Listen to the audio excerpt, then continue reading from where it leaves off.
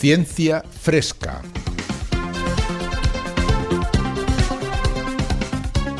Un espacio de cienciaes.com para comentar las noticias de ciencia más interesantes de la semana. Con Jorge Laborda Fernández y Ángel Rodríguez Lozano.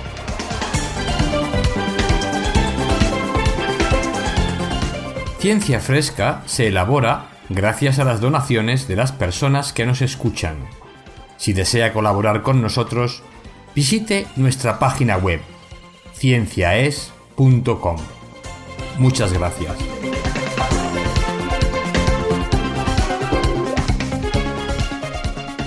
Comenzamos Ciencia Fresca, una semana más con Jorge Laborda, que está ahí. Hola, Jorge. Hola, buena ciencia a todos. Buena ciencia. ¿Qué tal, Ángel? Buena ciencia. Y aquí Ángel Rodríguez Lozano en este lado. Bien, pues vamos a hablar como siempre de 4 investigaciones que vamos a ir comentando con detalle. Hoy te toca a ti empezar, Jorge. Adelante. Muy bien, pues yo en las 2 noticias que voy a traer hoy, todas tienen que ver con el código genético, aunque en aspectos muy diferentes, y todas tienen que ver con un códon que se llama, es decir, un conjunto de 3 letras de ese código genético que es el mensaje de parar, el stop, mensaje de stop, es decir, para de sintetizar la proteína. El ADN tiene esa secuencia de la información genética y tiene también información para decir hasta aquí llega la proteína que hay que sintetizar, hay que parar, el ribosoma tiene que parar. Bueno, pues una de las noticias tiene que ver con la utilización de este codon stop para modificarlo de manera que vamos a generar un virus de la gripe prácticamente no existente en la naturaleza, que solo se reproduce en células, digámoslo así, en el laboratorio, no se va a reproducir en nuestras propias células, pero va a estar vivo el virus, no obstante. Y este virus vivo nos va a producir o va a servir para generar una vacuna contra la gripe que va a ser pues más eficaz que ninguna de las vacunas en principio que tenemos ahora, al menos en animales, ya lo han probado y así parece. Entonces esa sería la primera noticia. Qué interesante. Y la segunda noticia, que tiene que ver también con esta señal stop, pues la he titulado que no siempre stop significa parar para el ADN. Resulta que, bueno, todos sabemos generalmente que el código genético es universal, está en todos los organismos vivos, hay algunas excepciones, puede ser que la mitocondria sabemos que no tiene el mismo código genético necesariamente, hay algunas pequeñas diferencias, particularmente también en el código stop, pero resulta que es que este año se han encontrado varias especies de microorganismos que no tienen codones stop, o sea, la señal del ARN mensajero, digamos, de la secuencia de instrucciones genéticas que pasa del ADN al ARN mensajero, pues esa señal stop está, pero no siempre es interpretada como stop, o sea, codifica para un aminoácido otro de los 20 que hay, ¿no? Yeah. Y esos organismos tienen que interpretar la señal stop de una manera que depende un poco de dónde está esa señal. Bueno, vamos a contar un poco este descubrimiento, que ese código genético no es tan universal como nos parecía, que la ciencia sigue avanzando y descubriendo excepciones a las reglas, que se hacen muy interesantes, y bueno, qué implicaciones tiene esto, pues por ejemplo, para el desarrollo, por ejemplo, de antibióticos de nueva generación, que nos hacen mucha falta porque hay mucha resistencia a los antibióticos bacterianos. Y bueno, pues ver un poco qué implicaciones tienen estas noticias para la utilidad, ¿no?, que van a tener en el futuro. Yeah, muy interesante. Muy bien, pues. ¿Y tú, Ángel? Pues yo, como siempre, nos iremos a dar un paseíto por ahí, por el espacio exterior.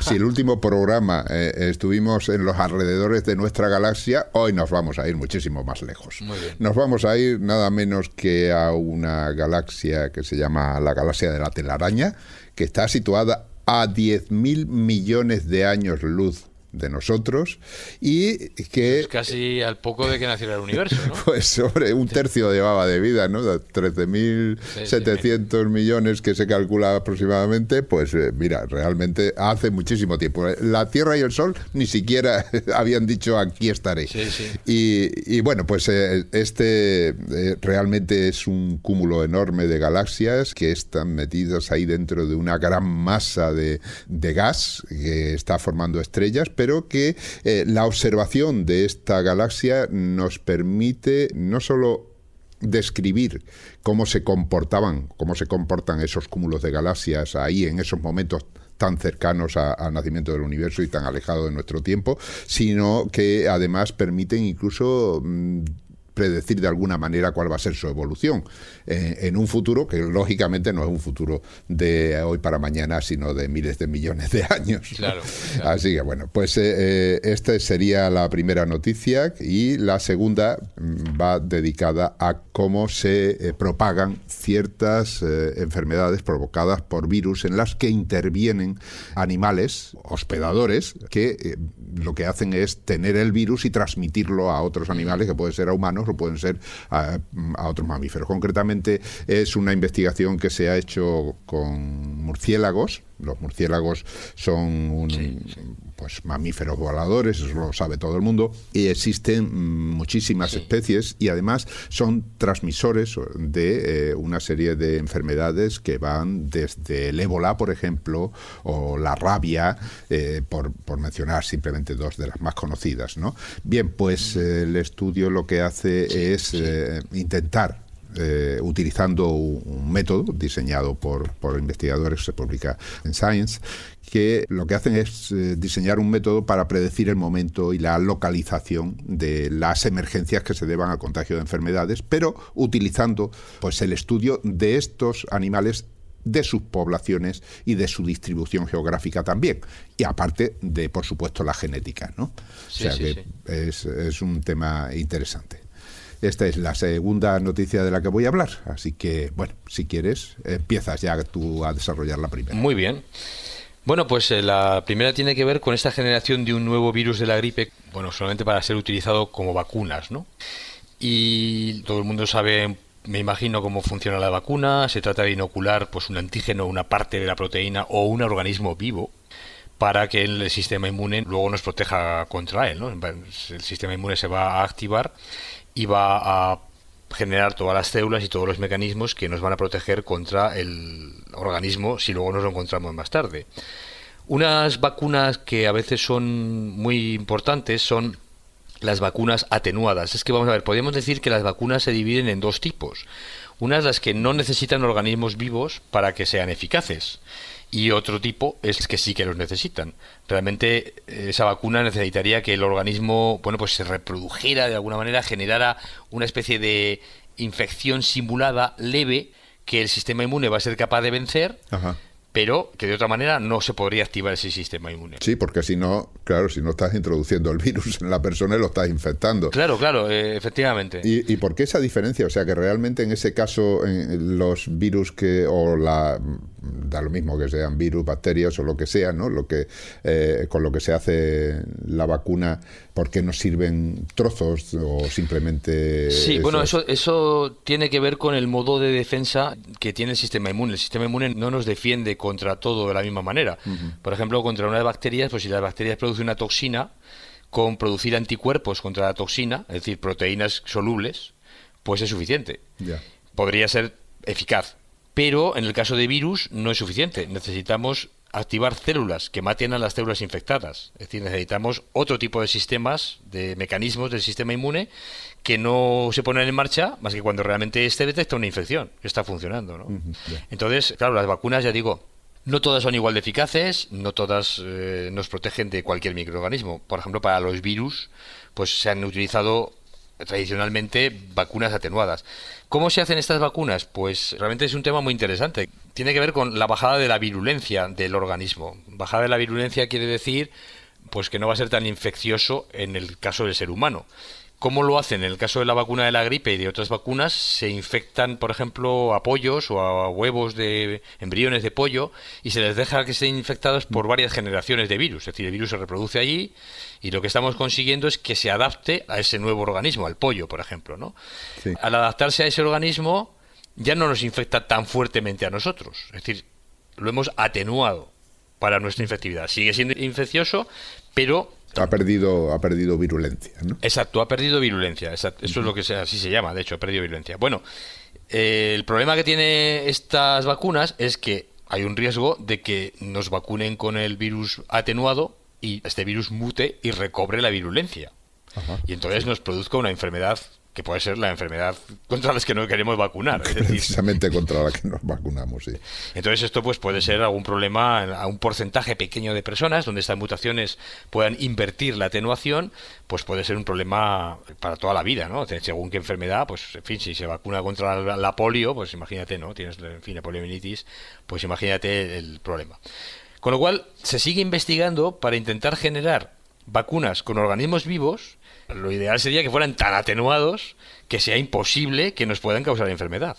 Bueno, esto lo consiguen ahora unos investigadores de la Facultad de Farmacia de la Universidad de Pekín, que son capaces de modificar nada menos que el código genético del virus de la gripe, de manera que este virus ahora solo se puede reproducir en el interior de células, que son unas células particulares, que tienen un aminoácido no presente en la naturaleza, que ahora el virus va a necesitar, porque ya se ha modificado ese código genético. Y este aminoácido sí está presente en las células del laboratorio en donde las pueden cultivar. Es decir, el virus lo pueden cultivar en esas células del laboratorio, ahí es perfectamente viable, infecta las células y se reproduce, pero en cuanto pasa a las células, digamos, que no tienen esas características, pues ya no puede reproducirse. Bueno, eso es importante porque nos puede dar miedo el hecho de claro, que se modifique un virus de una manera que no existe en la naturaleza y que se pueda escapar, ¿no? No va a ser fácil que se escape. O sea, que no hay posibilidades de infectarnos. Sí, ¿no? Ahora explico por qué no va a ser fácil que se escape. Voy a intentar explicar qué es lo que han hecho para generar este virus, porque realmente es un tema, a mí me parece, fascinante lo que realmente el ser humano y la tecnología puede hacer ya con los organismos vivos, que realmente los puede modificar, puede generar especies diferentes. Es que, al menos en el caso de virus, esto es lo que han pasado, ¿no? Bueno, lo que utilizan los investigadores es una nueva tecnología un poco reciente, relativamente reciente, que se llama la expansión del código genético. Y bueno, para entender un poco cómo funciona, tenemos que entender un poco cómo funciona el código genético. Sabemos que el ADN está formado por letras. En la zona que codifica información que luego va a ser traducida a proteínas, tenemos lo que se llaman los codones, que son conjunto de 3 letras. Por ejemplo, AAA sería un codón, o CCT sería otro codón. Cada uno de esos codones codifica para un aminoácido, es decir, el ADN va a pasar su información al ARN mensajero, el ARN mensajero va a ser captado por un ribosoma, que es el orgánulo que va a intervenir en la síntesis de las proteínas, y este ARN mensajero, va a pasar como por una cinta, digamos, el ribosoma es como si fuera una máquina no sé si de coser, pero de ensamblar piezas. El ribosoma lee el código, es decir, ve que entra en, vamos a poner AAA. Ahí viene, en ese momento viene una RN de transferencia que se llama, que tiene lo que se llama el anticodón, o sea, la secuencia complementaria a esas 3 letras del codón, y cada anticodón tiene un aminoácido, es decir, corresponde a un aminoácido. Entonces, cuando está la AAA, pues entra el ARN de transferencia, que sería el complementario a este codón, ese tiene un aminoácido. Lo coloca ahí. Sí. El siguiente codón, vamos a poner que sea CCC. Pues si tiene CCC, vendrá una ARN que tendrá GGG, de letras que serán las complementarias, que tendrá otro aminoácido, el aminoácido que corresponde a el codón CCC. Y el ribosoma los va uniendo en orden, es decir, va leyendo de 3 en 3 y va uniendo los aminoácidos en orden. O sea, va colocando las piezas una a una en un orden determinado en función de la información que tiene ahí, que va leyendo. Exactamente, eso es. Yo tengo un conjunto de información. Cada 3 letras es una unidad de información, digamos, un aminoácido, y los va uniendo el ribosoma. Claro, ¿hasta dónde los une? Hasta que llega una señal que le dice hasta aquí, para, stop.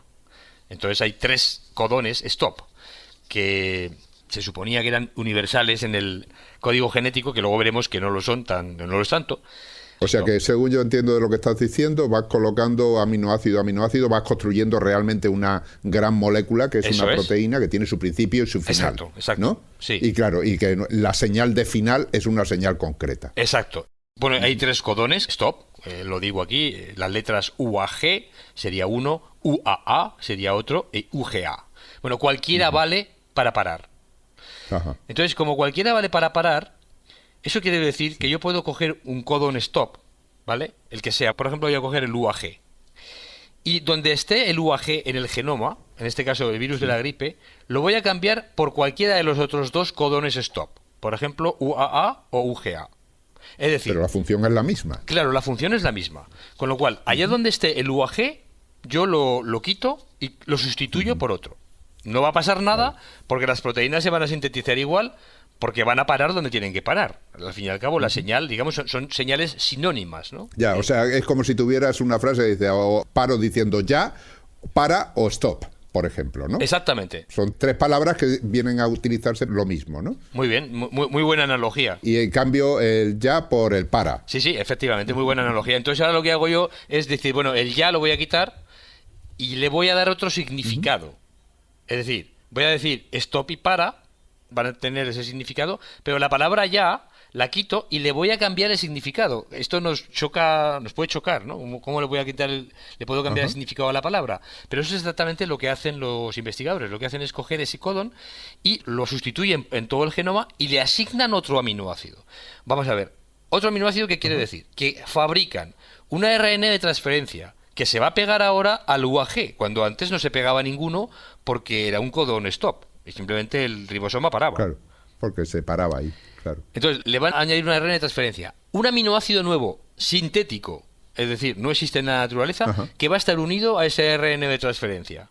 Y además, unas herramientas enzimáticas para cargar el aminoácido de la ARN. Digamos, todo un conjunto de moléculas que van a hacer que ahora, cuando el ARN mensajero se encuentre con un UAG, en lugar de parar, va a meter un aminoácido. Ya. Solamente va a parar cuando se encuentre con el UAA o el UGA, los otros 2 que quedan, con el para y el stop. Claro. Pero no va a parar cuando se encuentre con la palabra ya. Cuando se encuentre con ya, va a meter un aminoácido. O sea, es como si la palabra ya significara continúa un poco más, ¿no? No, o coge esto en concreto. Exactamente, o coge esto en concreto, exacto. Con lo cual, bueno, lo pone allí. Bueno, entonces lo que han hecho ha sido generar todo este sistema por mutación, selección de los RNAs que ya existían, de los RNA de transferencias, de los enzimas ya existentes, de los aminoácidos que se han sintetizado y que han visto que ya funcionan en otros sistemas, pues han generado uno que en las células me permite poner un aminoácido, ya digo, no existente en la naturaleza, ¿vale? Entonces, estos lo han incluido en las células, que en este caso es una línea celular humana de unas células embrionarias de riñón. Es decir, necesitamos una célula humana porque el virus de la gripe queremos que se reproduzca en células humanas. Pero ese virus de la gripe no va a ser capaz de producir sus proteínas a menos que tenga todas las herramientas, el ARN de transferencia, el enzima que carga el aminoácido y ese aminoácido. Es decir, en una célula normal, cuando se encuentre con el UAG va a ser un codón stop. No existe en la célula normal, no existe ni el ARN de transferencia, ni el enzima, ni el aminoácido, para que cuando se encuentre con el UAG pueda seguir. No sea interpretado como un stop. Con lo cual, esos virus que ahora sí que han sido, digamos, cambiados, su código genético ha sido cambiado, las proteínas se pueden sintetizar correctamente, aun con este aminoácido anormal, digamos, o no, que no es natural, solo se pueden sintetizar correctamente en estas células que tienen la maquinaria para interpretar ese codón como una cosa diferente del stop y le permite continuar la síntesis. O sea que si tenemos una célula normal, simplemente para y pone la proteína tal cual. Exactamente. Normal. Pero si se encuentra en una célula modificada de manera que puede seguir poniendo cosas, en esa célula sí que continúa. Claro. Entonces, ¿qué hacemos? Pues que en la célula, digamos, mutada, yo puedo cambiar, no allí donde hay un stop, sino donde tiene que haber un aminoácido normal, le puedo cambiar por un UAG y en esa célula va a seguir la proteína, va a ponerse el aminoácido anormal, el aminoácido no natural, pero la proteína va a continuar hasta el final. Eso solamente va a pasar en una célula mutada, como he contado antes, que tiene el ARN de transferencia, el enzima adecuado para poner el aminoácido y todo esto. Es decir, la célula que interpreta ese nuevo código de la manera que permite que las proteínas continúen. Pero cuando he puesto esos codones stop, los he metido en el genoma del virus, he metido, en este caso, los investigadores lo que hacen es meter 21 codones distintos, stop en un gen. Claro, esos codones stop no son codones stop en las células que tienen el laboratorio donde se produce el virus, pero sí son codones stop en una célula normal. Sí. Con lo cual, el virus entra en la célula normal, produce su RNA y va a producir la proteína. ¿Qué le pasa? Que se va a encontrar con un UAG en el medio del gen. La célula normal no tiene la RNA de transferencia, no tiene el aminoácido. Ahí se va a parar. Por si acaso no se parara, es que un poco más abajo hay otro codón stop. Y otro poco más abajo, otro más.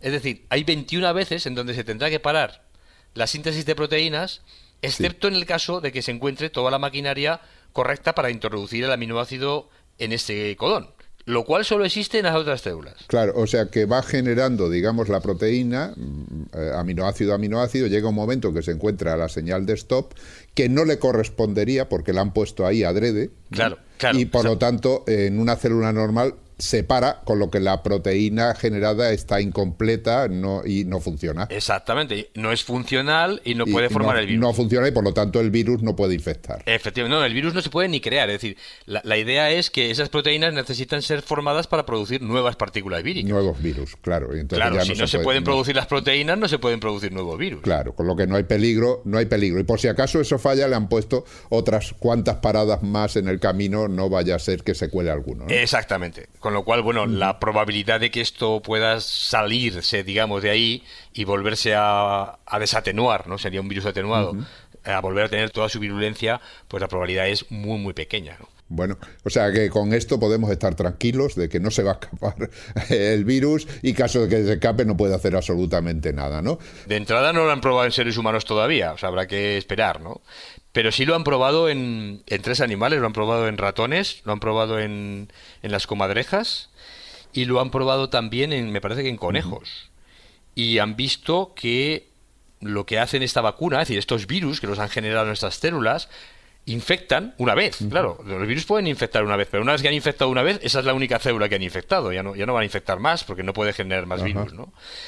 Entonces, estos virus que sí que infectan y esas células infectadas dan las señales adecuadas al sistema inmune de que hay una infección, ponen en marcha los mecanismos correctos para luchar contra el virus y protegen efectivamente de la infección de una manera prácticamente idéntica a la de vacunas atenuadas, pero claro, con muchísimo menos riesgo. Es decir, vamos a ver, las vacunas atenuadas han sido atenuadas con muchísima menos, digamos, tecnología, simplemente dejando que se adapten a vivir a otro animal. Ahí no tenemos ni codones stop ni nada por el estilo. Es decir, el virus puede mutar de nuevo y volverse a convertir en virulento.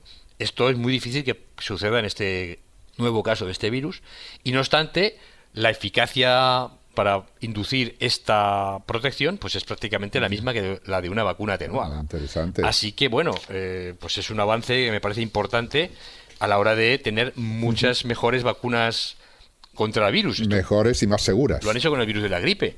Claro, lo pueden hacer con otro tipo de virus, por supuesto, la tecnología está ahí. Esto es un artículo que han publicado en la revista Science, que desde luego lleva bastante tiempo de trabajo detrás. Es un grupo, creo que está formado completamente por investigadores chinos y nos da una idea también de la potencia que China está adquiriendo en el mundo de la ciencia, en el mundo de la investigación, también en el mundo de la economía.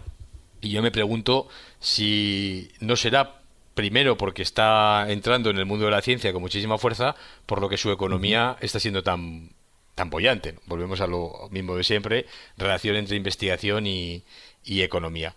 Y en el caso de China, pues está también muy claro, ¿no? Y bueno, realmente es el trabajo bastante, a mí me parece bastante impresionante generar todo esto, modificar todas las... claro, esto se dice, en fin, más o menos fácilmente. Sí, claro. Se dice pronto, pero hacerlo... Pero te aseguro que yo que tengo una idea de lo que es manejarme con el ADN y con el ARN, ¿no? O sea, el hacer todo esto, pues es un trabajo de chinos. Y nunca mejor dicho. Nunca mejor dicho. Porque realmente así es. O sea, es realmente un trabajo chino y además de alta calidad, ¿eh? Es un trabajo, me parece científicamente muy, muy bueno. En fin, pues esto era un poco la noticia que quería contar, que como siempre pues son noticias que yo elijo porque en principio me impresionan, o sea, me parecen impresionantes el trabajo que va detrás y el avance que suponen, ¿no? Muy interesante. Muy bien, pues nada, saltamos al espacio. Sí, nos vamos a la galaxia de la tela de araña. La galaxia de la telaraña, sí. Bueno, pues se trata de un artículo que se publica también en Science y que está firmado por investigadores del Centro de Astrobiología aquí en España, ¿no? Está firmado concretamente por Born Emont y por Montserrat Villar, entre otros, ¿no? Varios investigadores. Lo que han hecho estos investigadores es, utilizando telescopios, radiotelescopios, concretamente el ATCA, Australia Telescope Compact Array, que está en Australia, y el Very Large Array, que está en Estados Unidos, pues han observado un cúmulo, realmente un cúmulo de galaxias y una supergalaxia que se llama la galaxia de la telaraña. Supongo que porque la forma será parecida a la Sí, de la porque telaraña, claro. al haber, es un cúmulo realmente, está metido dentro de una nube enorme de gas y parece que están conectadas las galaxias menores como si fuera como atrapadas en una telaraña, ¿no? Y por eso O es sea, como si fueran las moscas atrapadas en la telaraña en la telaraña, efectivamente. de la galaxia más grande, ¿no? Exacto, ahí Bueno, la verdad es que en astronomía siempre se le ha echado mucha imaginación, ¿eh? Porque las constelaciones, esto de que el centauro sea un centauro en fin, todas estas constelaciones ya antiguas, ¿no? Había que echarle imaginación al ordenamiento de las estrellas. Yo creo que siguen echándole la misma imaginación ahora. Porque sí, por tradición. sí, eso debe ser.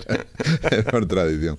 Bien, pues el caso es que esta galaxia pues ya se había detectado hace tiempo que está rodeada, aparte de una gran cantidad de galaxias, eran galaxias que están ocultas tras gruesas capas de gas, ¿no? de polvo, que ya sabemos que lo que genera las estrellas son nubes de gas. En un principio, cuando nos acercamos al origen del universo, el gas que existía era el hidrógeno y fundamentalmente luego ese hidrógeno que se convierte en helio y luego se convierte en otros átomos pesados. Realmente la fábrica con la que se hacen esos átomos más pesados, como puede ser el carbono, oxígeno y demás, pues no están en el origen del universo, sino que se crean en las estrellas, en el corazón de las estrellas, ¿no? Sí, es la fusión nuclear del centro de las estrellas. Eso es, ahí es donde están. Bien, pues al observar este cúmulo de galaxias, y lógicamente lo que intentan los investigadores, los astrofísicos en este caso, es intentar detectar qué tipo de gases hay por ahí, ¿no? Porque son, como hemos dicho, los que van a formar luego las estrellas.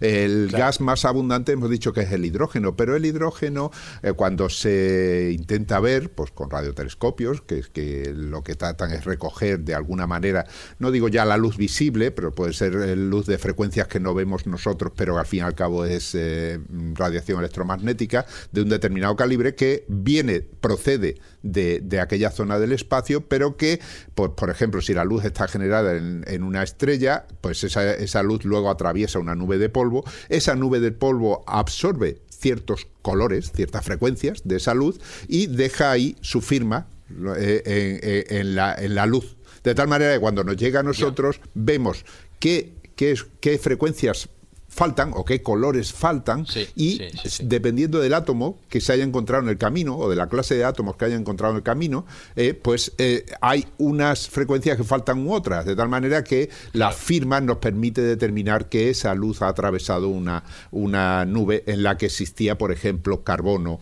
o oxígeno. O sea, digamos que cada átomo absorbe una frecuencia determinada de luz y según esa frecuencia que absorbe, pues sabemos qué átomo la ha absorbido, claro, y sabemos si es un carbono, si es un oxígeno. Claro, absorbe varias frecuencias, o sea, generalmente es un espectro y entonces hay varias frecuencias las que absorbe y el conjunto de ellas los identifica de forma inequívoca, ¿no?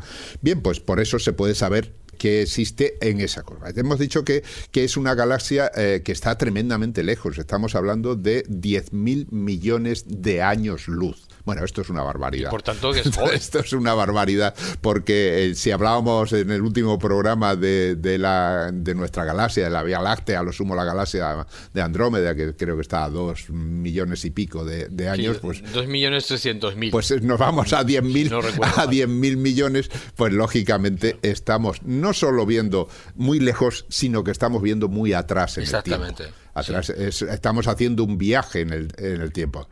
Cuando salió la luz de allí, cuando esa luz que ahora recibimos salió de ese lugar, ni siquiera existía el Sol y la Tierra. Pues el Sol y la Tierra tienen unos 5.000 millones de años, pues imagínate, todavía le faltaba otro tanto para nacer. Y sin embargo nos llega ahora, y esa es la maravilla precisamente de tener esta tecnología que mira lejos y atrás en el tiempo. Bien, pues ¿qué han detectado allí? Han estudiado cómo es ese gas, cómo son esa nube que está rodeando a esta gran galaxia que hemos dicho que se llama la galaxia de la telaraña y lógicamente, como hemos dicho, el hidrógeno es difícil de detectar porque la señal, la huella que deja es muy tenue. Y al ser una huella muy tenue, cuando luego se analiza esa luz que llega o esa radiación electromagnética que llega, pues no da una señal muy brillante que se pueda estudiar bien. Sin embargo, hay otras moléculas, concretamente el monóxido de carbono. El monóxido de carbono es una molécula que está formada por carbono y oxígeno, es un gas tóxico, es el que se genera cuando la combustión es incompleta. Sí. De hecho, es el que mata a estas personas que se quedan encerradas en su casa con el brasero o cuando la bombona de butano tiene una mala combustión, no llega a hacerse la combustión completa, se forma el monóxido de carbono y eso reacciona con la sangre y provoca la asfixia y la muerte de las personas. Sí. O sea, es un gas que nosotros tenemos aquí en la Tierra, pero que cuando se encuentra en el espacio exterior, y concretamente a esa distancia, deja una marca muy brillante. Es decir, se puede detectar muy bien, aunque exista en poca cantidad, ¿no? Y claro, pero claro, el monóxido de carbono tiene otra particularidad, y es que como está compuesto por carbono y oxígeno, resulta que el carbono y el oxígeno no eran elementos primordiales, es decir, no estaban... Se han tenido que formar dentro de las estrellas. Han necesitado, digamos, una fase intermedia de formación, es decir, en un principio había solo hidrógeno. Claro, había hidrógeno, ese hidrógeno luego se condensa y forma una estrella. La estrella es lo suficientemente grande y masiva como para encender el horno nuclear en su interior. Ese horno nuclear es una fábrica que realmente lo que hace es unir los núcleos de hidrógeno y formar helio, es decir, formar a lo mejor helio, litio, es decir, va uniendo esos núcleos y va creando átomos más grandes y más pesados. Y ahí es donde nace realmente, en función del tipo de estrella, de la masiva que sea y demás, pues van naciendo elementos más pesados. En este caso, pues hablamos del carbono y del oxígeno. Eso se forma en estrellas ya bastante masivas, que lo que ocurre con ellas es que en un momento determinado de su vida, que son estrellas de gran masa, lo que ocurre es que cuando consumen el combustible nuclear, se produce una gran contracción, es decir, la gravedad hace que toda la materia caiga hacia el centro y se produce un efecto rebote que manda hacia el espacio toda esa materia. Esto del efecto rebote es una cosa interesante, porque claro, las estrellas son tan grandes que la masa está cayendo millones de kilómetros, o sea, no es que caiga de la ventana del tercero al suelo, ¿no? Claro, la estrella, estamos hablando de millones de kilómetros de diámetro a lo mejor. Imagínate tú toda esa masa cayendo con la gravedad que tiene que tener eso, cuando llega al centro y no puede seguir adelante, bueno, el efecto rebote es tremendo, ¿no? Sí, porque una estrella mientras está funcionando, como por ejemplo el Sol, lo que ocurre es que está en equilibrio. Es decir, por una parte, la gravedad intenta comprimir toda la materia al máximo posible, porque la gravedad atrae lógicamente a todos los cuerpos. Solo hay que dar un salto aquí en la Tierra un par de metros y verás cómo nos rompemos una pierna. Es una demostración práctica de cómo funciona la gravedad. Pues la gravedad intenta comprimirlo, pero luego hay una presión de radiación debido a la gran energía que se está generando en su interior, que lo que trata es todo lo contrario, de expandirla. Claro. Existe un equilibrio entre los dos y ahí tenemos al Sol brillando todos los días sin que ni se expanda ni se contraiga, sino que está más o menos en equilibrio, y menos mal para nosotros, ¿no? Bien, pues cuando falla esa fuente de energía interior es cuando la gravedad gana y en ese momento se produce un colapso descomunal. Cuando se produce el efecto rebote, ¿qué ocurre? Que todo ese material que se ha ido generando en la estrella es repartido por el universo, con lo cual estamos sembrando, las estrellas siembran el universo de elementos ya más pesados, como son el carbono, como son elementos nuevos, como son eso, pues el carbono y el oxígeno. De tal manera que, claro, cuando analizan los investigadores esta galaxia concreto, la galaxia de la telaraña, descubren que existen ahí moléculas de monóxido de carbono, es decir, carbono y oxígeno, lo que quiere decir que el material que está alimentando todo ese conglomerado de galaxias y esa nube no está formado solo por el material primordial que sería el hidrógeno, sino por material, digamos, reciclado. Es decir, está consumiendo sí. Material que ya ha sido previamente consumido por otras estrellas. Entonces, claro, eso da una idea no solo de cómo funciona la galaxia, sino de lo vieja que puede ser en un momento determinado. De hecho, hay galaxias de varios tipos. Hay galaxias que son espirales como la nuestra, que son galaxias muy dinámicas en forma de plato aplastado, hemos dicho, con brazos espirales. Hay otras galaxias que son elípticas, es decir, que son como lentes, pero que no tienen brazos espirales. Estas galaxias pues que son distintas, sería más o menos la que están creando esa galaxia del centro de la galaxia de la telaraña, porque lo que está ocurriendo en esta galaxia es que está recogiendo no solo ese gas que hay alrededor y que está cargado de materia ya reciclada, es decir, está volviendo a reciclar, creando nuevas estrellas, sino que además todas las galaxias que hay alrededor se están comprimiendo, se están acercando y van a formar, según dicen, pues una supergalaxia, es decir, una galaxia de enormes dimensiones. Ya. Lógicamente, lo que permite con este tipo de investigaciones es entender cómo es la dinámica de todo ese conjunto. Claro, estamos mirándolo desde la distancia, estamos mirándolo desde la distancia en el tiempo, y con eso luego, recogiendo esa información, pues también se puede intentar extraer información que permita calcular cómo va a ser su evolución. Claro. Y en ese sentido, pues lo que dicen los investigadores es que en estos momentos pues se está produciendo ese consumo de combustible inicial, creando nuevas estrellas. Esas nuevas estrellas seguirán creándose por lo menos durante otros 1.000 millones de años, más o menos. Ya sabes, pues como decía, otro minuto más, minuto menos, como decías tú el otro día. Y además, en un momento determinado, cuando todo eso se consuma, ya las estrellas dejarán de formarse como tales, y entonces las estrellas que queden estarán más envejecidas y podremos ver esa galaxia, digamos, más enrojecida. Nosotros no sé si la llegaremos a ver dentro de 1.000 millones de años. A ver si la humanidad la llegará a ver. Lo que quede de la humanidad. Por imaginación que no quede, ¿no? Eso es. Pero ¿y qué ocurrirá? Pero entonces lo que ocurre es que todas las galaxias que hay alrededor, esas mini galaxias atraídas por esa galaxia central, que es enorme, irán cayendo. Y al ir cayendo, se producirá una especie de canibalismo galáctico que va reciclando toda la materia y que va produciendo nuevas estrellas también. Entonces, la galaxia central seguirá creciendo y formará pues una supergalaxia, ¿no? Cuando hablan de supergalaxias, hasta ahora pues se sabe. Bueno, esa supergalaxia ahora mismo igual está ya formada, claro. Sí, bueno, ya claro. No la podemos ver porque lógicamente hace 10.000 millones de años. Claro, lo que vemos ahí. Para esa galaxia, en el tiempo actual, pues ya no estará como está. Ya estará.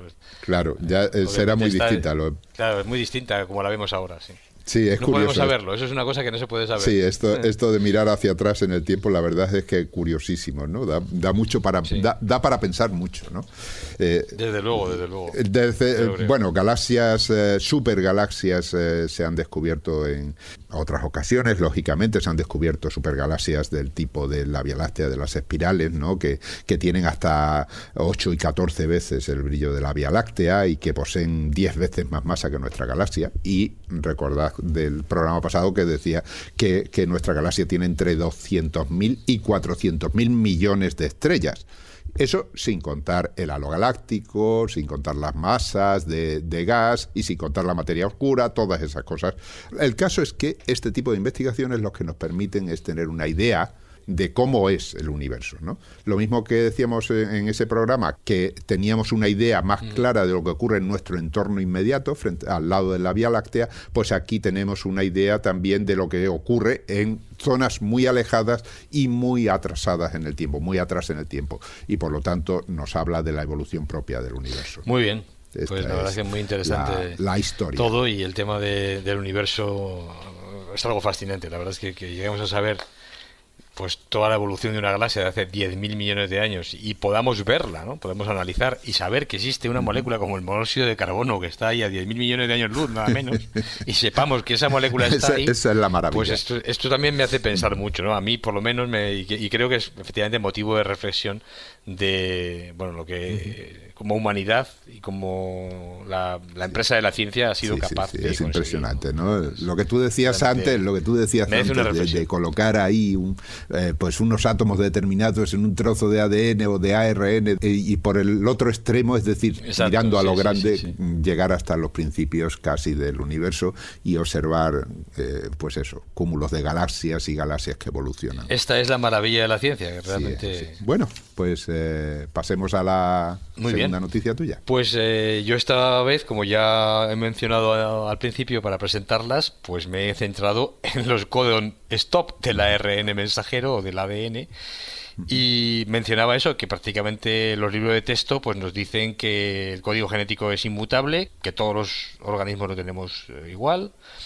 Y bueno, esto no es así. Ya se sabe que no es así antes de este descubrimiento que voy a mencionar, porque había alguna excepción. Por ejemplo, las mitocondrias pues no tenían el mismo conjunto tienen algún tipo de pequeñas diferencias en los codones, ¿no?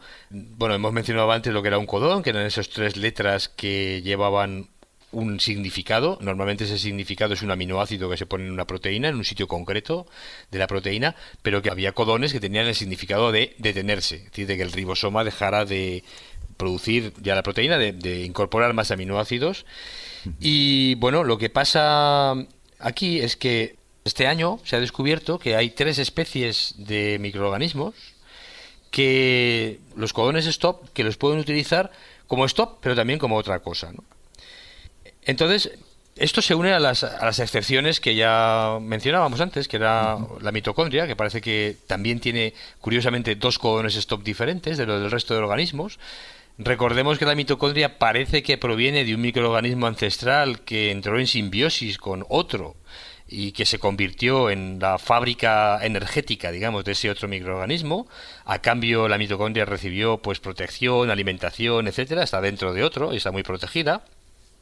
Y por tanto, este código genético de ese microorganismo ancestral pues podía ser un poquito distinto en aquellos momentos, hace miles de millones de años, cuando esa simbiosis se produjo, ¿no? Esto ya se conocía, esta excepción ya se conocía, pero ahora se han encontrado otros 3 microorganismos que no son simbiontes y viven por su cuenta, son de la familia de los ciliados y de los trypanosomas, que son protozoos que causan serias enfermedades. Pues parece que tienen un código genético que no tiene codones stop dedicados a esa función. Es decir, los 3 codones stop en este caso pues sirven también para que se pongan aminoácidos. Es decir, en un caso se ponen aminoácidos y en otro caso se para la síntesis de proteínas, ¿no? O sea, que realmente que lo que tienen es una diferencia en la maquinaria que fabrica la proteína, ¿no? Porque es la maquinaria la que interpreta de forma diferente, como si fuera otro idioma, la misma frase. Exactamente. Tiene, digamos que la maquinaria que sintetiza las proteínas de estos microorganismos, pues tiene que, bueno, fijarse en otras señales. No le vale con que le digas ya o para, sino que el para tiene que venir acompañado de alguna otra señal. Para porque te lo digo yo. No sé, algo que induce que realmente... Sí, porque si te digo para solo, pues para solo no. Claro. El para solo no me vale y yo continúo, ¿no? Y tengo que decirle para o te voy a castigar. Bueno, a lo mejor el para o te voy a castigar, en el caso de un chiquillo, ¿no? Pues tiene más efecto que el para solo, ¿no? Bueno, pues un poco parecido es lo que sucede en estas especies de organismos, que evidentemente producen proteínas sin problemas. Y lo que se cree es que, bueno, no se sabe exactamente cómo lo hacen, ¿eh? Es decir, esto es una investigación muy reciente, es de este año, como digo, y no se sabe exactamente qué es lo que está pasando. Con lo cual, de entrada, esto ya ha sido una pequeña revolución en lo que es el dogma de la biología molecular, de que el código genético era prácticamente universal. Vale, había unas excepciones, pero realmente eran, en fin, orgánulos celulares más que excepciones de organismos vivos. Bueno, en este caso ya son organismos vivos, y entonces ¿cómo lo hacen? Bueno, hay algunas hipótesis que se han ya emitido que dicen que lo que hace falta es un contexto. Es decir, hace falta que esa señal stop esté cerca de otras señales, de otras secuencias que le indican al ribosoma exactamente cómo parar. Ajá. Y si no están esas señales, por ejemplo, pues eso, no está el para porque te lo digo yo o para porque te voy a castigar, pues si eso falta, la maquinaria de síntesis de proteína interpreta que eso no es parar, que tiene que continuar, tiene que poner un aminoácido y continuar, hasta que se encuentre con la señal, digamos, en serio ya, que es el para y además otra señal más, otra secuencia más, otra estructura más que se encuentra en el ARN mensajero y que le dice al ribosoma que tiene que parar. Pero esto no se sabe, ¿eh? En cualquier caso, lo que parece que tiene que ver es con el contexto. El contexto es obviamente de lo que estamos hablando, o dónde estamos, o qué estamos, en fin, en qué entorno nos estamos moviendo, ¿no? En fin, en el lenguaje humano está lleno de contexto. La palabra estrella, hablando de estrellas antes, pues no es lo mismo en un contexto de astronomía que en un contexto de cinematografía, ¿verdad? No, está claro. Una estrella de cine, pues hablando de cine, claramente no se nos ocurre hablar de miles de años luz ni nada de esto, ¿no? Estamos hablando de, al revés, de actores o actrices guapos y estas cosas. La palabra es la misma. Bueno. Sí. Bueno, entonces esto es lo que ha pasado, por un lado, ¿no? Y por otro lado, claro, esto nos lleva a un problema. Y un problema es que hay veces que los ribosomas no interpretan el código stop de parar y se lo saltan. Es decir, aunque no sean estos microorganismos, en nuestras propias células, en las bacterias, hay codones stop que por alguna razón el ribosoma se equivoca, no lo lee y se lo salta y continúa poniendo aminoácidos. Sí. Y continúa poniendo aminoácidos en la proteína, ¿no? Y claro, ¿qué pasa? Que cuando el ribosoma llega al final del ARN mensajero, porque ha ido poniendo aminoácidos, el ARN mensajero se ha acabado y cuando se acaba, el ribosoma no puede liberarse de ahí, se queda quieto, encallado, y al quedarse encallado es inutilizado. Es decir, no puede ser utilizado otra vez para producir más proteínas. Vamos a ver, la idea de los ribosomas es: cada ribosoma, digamos, coge un ARN mensajero, lo utiliza como una cinta, se pasea por encima, va leyendo las instrucciones y colocando aminoácidos. Cuando llega al stop, se para y hay una serie de factores que en ese momento lo liberan al ribosoma. Suelta el ARN mensajero por un lado, la proteína por otro y el ribosoma por otro. Y ese ribosoma puede volver a sintetizar proteínas con otro ARN mensajero, el que sea, ¿no? El que le toque. O sea que es como una cadena de montaje en la que un operario va poniendo piezas hasta que llega un momento que encuentra la señal, dice: hasta aquí hemos llegado, a partir de aquí empiezo con otro coche, ¿no? Y se va a poner otra pieza a otro sitio. Pero claro, si el operario sigue poniendo piezas hasta el final y se queda encallado, es decir, ya para de poner piezas, no sabe qué hacer y la máquina se queda inutilizado. Esto le puede pasar al ribosoma, ¿no? Y bueno, esto lo deja encallado. Y esto es un problema, particularmente para la vida de las bacterias, porque, mira, del 2 al 4% de los ARN mensajeros bacterianos pues no tienen estos codones stop o son defectuosos. Y entonces encallan a los ribosomas. Claro, si la bacteria tiene un porcentaje de ribosomas encallado importante, claro, su vida corre peligro. Claro, se queda sin fábricas. No puede formar proteínas. Funcionales, claro, las tiene, pero se queda no sin funciona. fábrica, exacto. Exactamente. Claro, entonces esto es un peligro para la vida de la célula. ¿Y qué pasa? Pues como siempre en la evolución, cuando algo es un peligro y algo no se puede evitar, pues tenemos mecanismos para intentar solucionarlo. Es decir, el operario o el mecanismo que se ha encallado de la fábrica, pues también tendrá que venir alguien para repararlo, ¿no? Vamos a ir a repararlo, vamos a liberarlo y vamos a dejar que vuelva a funcionar. Bueno, exactamente igual, las bacterias tienen un conjunto de mecanismos que han desarrollado para desencallar los ribosomas. Bueno, hay uno de los mecanismos, el más utilizado, es el que se llama la transtraducción. Bueno, me he quedado, yo realmente de microbiología molecular sé poco, porque mi experiencia además de biología molecular de las células eucariotas, pero las bacterias realmente tienen unas herramientas moleculares para quitar el hipo a cualquiera. Esto es un mecanismo nada menos que en 24 etapas, o sea, si hablábamos el otro día de ciclos del carbono, ¿te acuerdas? Estábamos hablando de ciclos artificiales que tenían 12 o 13 etapas. Bueno, estos son 24 etapas. Hay varios factores implicados, tanto proteicos como un ARN especial. Este ARN especial interacciona con el ribosoma y parece que se intercambia con el otro ARN. Entonces el ribosoma se pone a sintetizar una proteína desde ese ARN, desde el nuevo.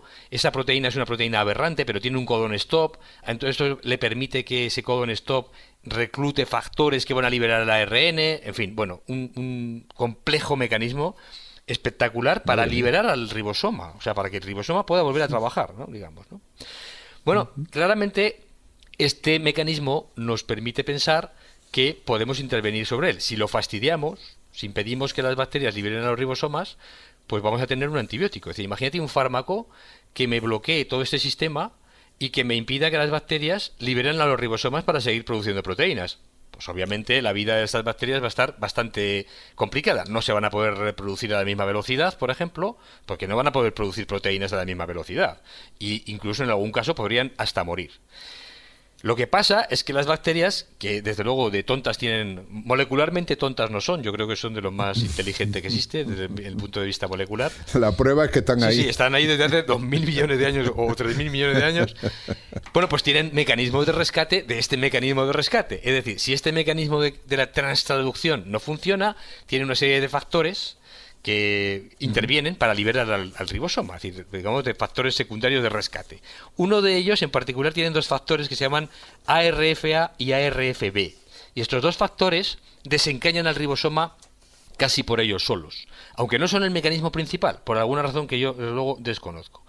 Con lo cual, si queremos utilizar todo esto de estos mecanismos de desencallado del ribosoma como un blanco para generar antibióticos, pues tenemos que conocer también, no solamente bloquear este mecanismo principal de la transtraducción, sino bloquear también a los factores estos ARFA y ARFB. Y para bloquearlos tenemos que saber cuál es la estructura, cuál es la forma que tienen en el espacio, cómo interaccionan en el ribosoma, dónde interaccionan y cómo podemos bloquear esa interacción para impedir que el ribosoma se desencalle, ¿no? Bueno, pues esto es lo que han hecho una serie de investigadores del Laboratorio de Biología Molecular de Cambridge, que han analizado la estructura de esta proteína, de una de ellas, de la ARFA, por la técnica de microscopía crioelectrónica, que evidentemente tiene que ver con la microscopía electrónica a bajas temperaturas, y han descubierto la estructura tridimensional, cómo interacciona con el ribosoma.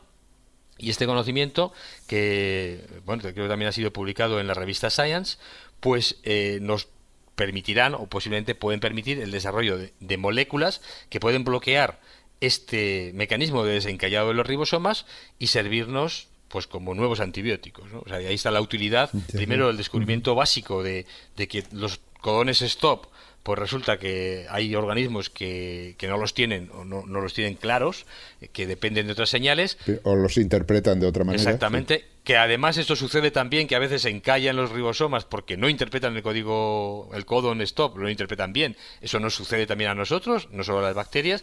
Que hay mecanismos para desencallar estos ribosomas ahí atrapados en el stop, que han parado quieran o no, pero que realmente el problema es que no pueden volver a ser reutilizados, y que bueno, esto puede tener una utilidad para generar antibióticos, lo cual nos viene muy bien porque la resistencia a los antibióticos es, bueno, en fin, cada vez más grave. Creo que el Ministerio de Sanidad ha lanzado hace poco una iniciativa para intentar luchar contra la distribución o la expansión de las bacterias resistentes a los antibióticos, que están cada vez, en fin, aumentando en su prevalencia y que están causando decenas de miles de muertos ya en el mundo por personas que, claro, son infectadas por ellas y que no existen antibióticos ya capaces de luchar contra ellas. Con lo cual, bueno, pues estas investigaciones son, bueno, pues revisten su importancia también desde el punto de vista de la sanidad, ¿no? Y esta era la noticia.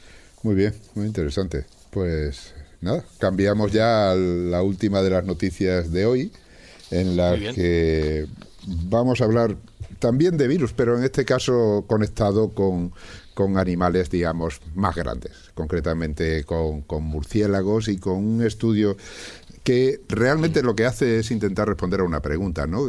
¿Se puede de alguna manera predecir cómo va a evolucionar pues una infección vírica cuando se va transmitiendo de persona a persona, ¿no? El estilo, pues, el ébola, por ejemplo.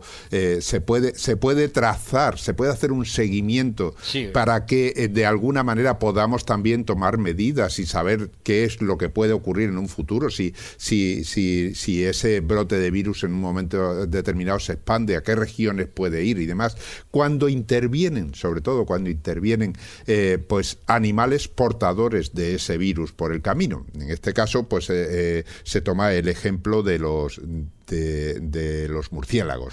Los murciélagos, concretamente, pues son animales que tienen unas características muy especiales, ¿no? Como transmisores de enfermedades, pues por ejemplo, transmiten el ébola y la fiebre hemorrágica de Marburg, transmiten el síndrome respiratorio agudo severo, y bueno, hay una serie de ellas, y la rabia, por ejemplo. Es decir, son huéspedes que en un momento determinado pueden transmitir esas enfermedades a los animales, al resto de los animales y por supuesto a los seres humanos. Sí. Y de ahí pasar al humano. De hecho, existe por ahí una investigación sobre el último brote de ébola que viene a decir que el origen de todo estuvo precisamente en un lugar, en un poblado en el que pues un niño que fue el primer infectado, pues estaba jugando bajo un árbol que era un árbol típico que utilizaban los murciélagos para dormir. Entonces estaba jugando con los excrementos de esos murciélagos y que el origen pudo haber venido por ahí. O sea que bueno, es una idea de... Bueno, la verdad es que los niños... Los niños es tremendo con lo que pueden llegar a jugar, ¿no? Cuando uno no tiene tablets y teléfonos móviles, ¿no? Pues uno juega donde... Ni juguetes de madera. Uno juega donde puede, ¿no? Y al final... Donde puede y con lo que encuentra. Sí. Bien, el caso es que, en este sentido es importante el analizar cómo se difunde o cómo se propaga una infección, pero...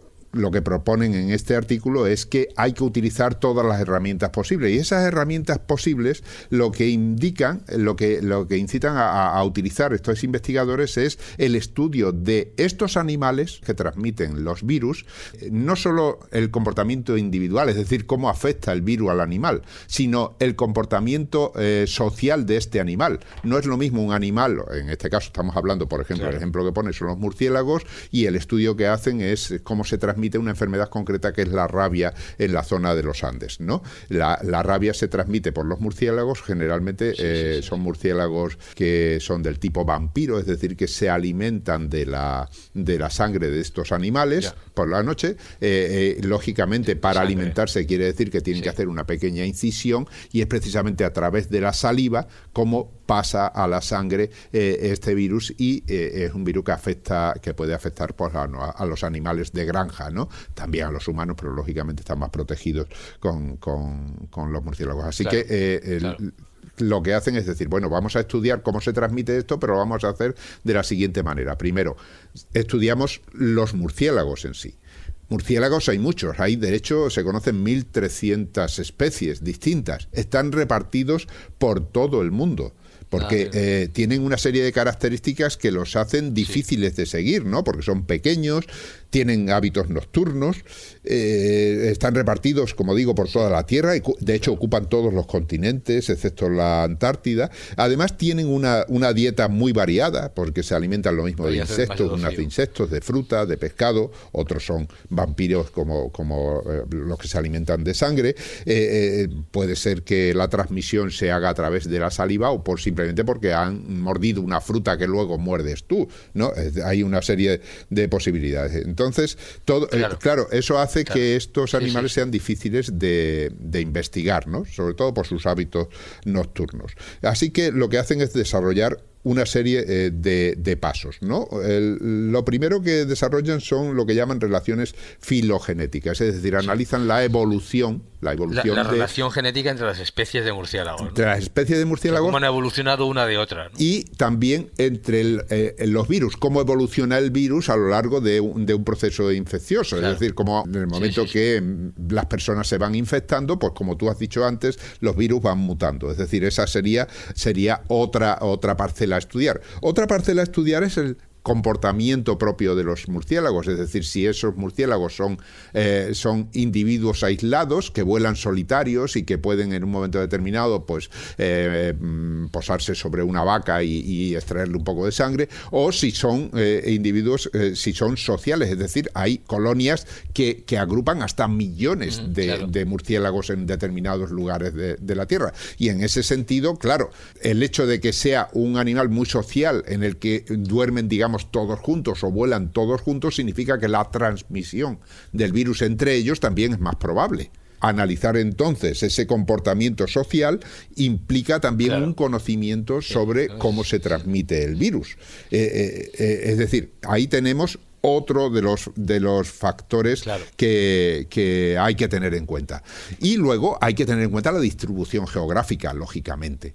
Es decir, si nosotros tenemos un conjunto de murciélagos que pertenecen a unas colonias determinadas y que sabemos que están infectados por el virus de la rabia, y luego hay otra colonia más alejada que no lo está, pues hay dos formas. O sea, por una parte están los animales que están infectando, estos que ya están infectados de por sí, y luego esa otra colonia que puede ser infectada por la colonia anterior, porque sean de la misma especie o porque sean de especies relacionadas. De tal manera que todo este conjunto de datos son los que proponen estos investigadores para que en casos en los que surja pues una alarma por un brote de vírico, como puede ser el ébola o como puede ser estos de la rabia, en este caso con los animales y demás, cuando no existen datos exactos y todos los que habría que tener, sino que hay lagunas, utilizando estos caminos y completando la información entre ellos, se puede extraer una información que permita hacer un seguimiento, no solo ya de lo que ha ocurrido previamente a ese brote infeccioso, sino lo que puede ocurrir, es decir, lo que puede ocurrir, cómo se va a propagar. Cómo se va a propagar el virus, cuándo va a llegar a un sitio concreto o no. Exacto, esa es la historia, porque si nosotros conocemos las poblaciones de esos animales que lo transmiten, si nosotros sabemos qué relaciones hay entre ellos, la distribución geográfica,